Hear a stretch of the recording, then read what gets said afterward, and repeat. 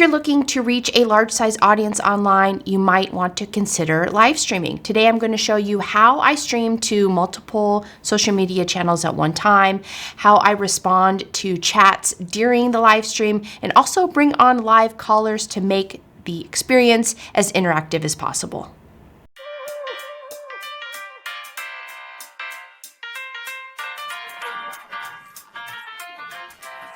I use live streams to host live Q&A sessions. I also use it to interact with my audience. Anytime I have an interview or maybe even a podcast interview, I can live stream from there.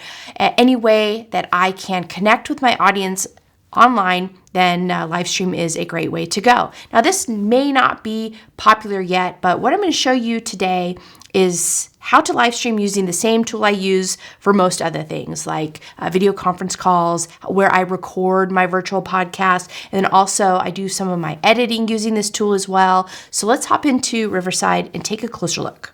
Here's the main dashboard in Riverside. Now, we're not recording today, but we are going to broadcast a live stream. So let's go ahead and enter the studio. It's going to ask you a few questions here. Make sure that you're all connected to your camera and your audio is all connected. And we're going to go ahead and join the studio. Before you start live streaming, you do want to set a few things up here in the interface before you click the live button. So head on over here, click the wheel. You want to click all settings and go to live stream. And now this is where you're going to set up all the social media channels that you want to broadcast to during the stream. So in this case, I have my YouTube channel connected. I can connect all these different types of social media platforms. And then at the bottom here, we want to make sure streaming resolution is as high as possible. I have a strong Wi-Fi or internet signal where I'm streaming from, so I'm going to select 1080. If you are in a different type of environment, if your internet is not that strong, you can select 720. We're going to hide the watermark. And then also, I want to turn live streaming chat on. And then that way, during the broadcast, I can interact with people who have joined the session via chat. And also, I'll show you here in a second how you also set things up to accept live callers on the stream. Now, there are a couple options from here. If you just want to broadcast to the social media channels that you have set up, all you have to do is hit go live on your computer from here. If you do want things to be a little more interactive, what you'll do is send out invite links to your studio ahead of time. The way you do that is you're just going to click invite.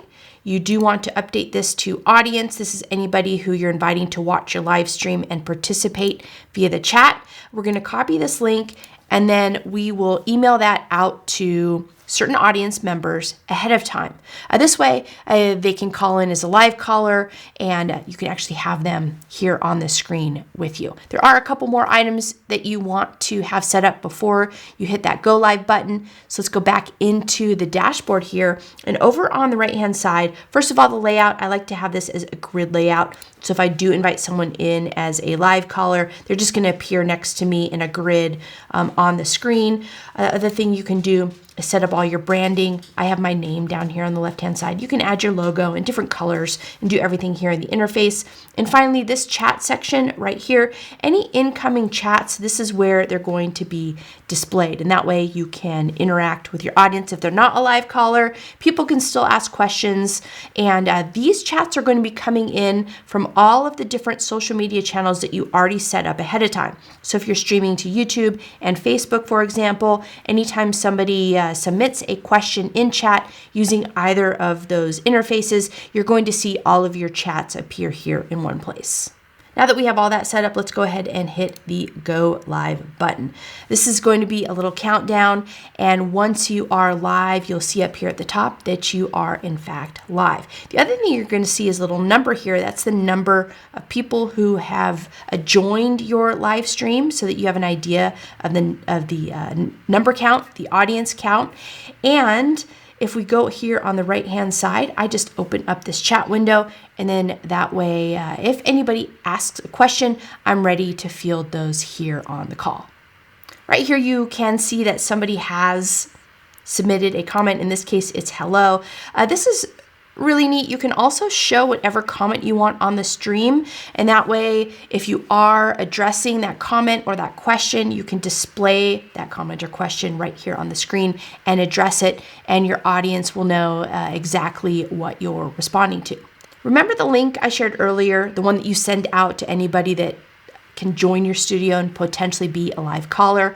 Well, those people can see your stream. And then the other thing they can do is if they want to join, they can request to do so. So anytime you see a message like this that pops up on your screen, if you want that person to join, you just click the green. And if you don't, you can select the red X here.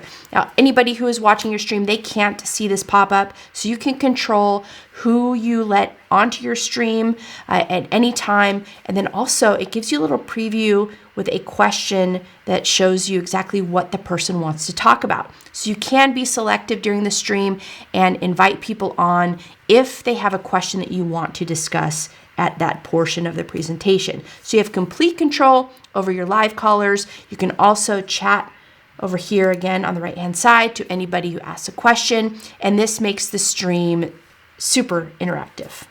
Once you're done with the stream, you're just going to click stop. And what Riverside does is it's going to capture all of the recordings from everybody who called in, then also the recording that you have on your computer. Those files will be accessible to you once they finish processing, and you can edit those here in Riverside, or you can download them and edit them using whatever software you normally use to edit. But either way, you have now streamed out to the world and you have the recorded files to work with if you choose to do so.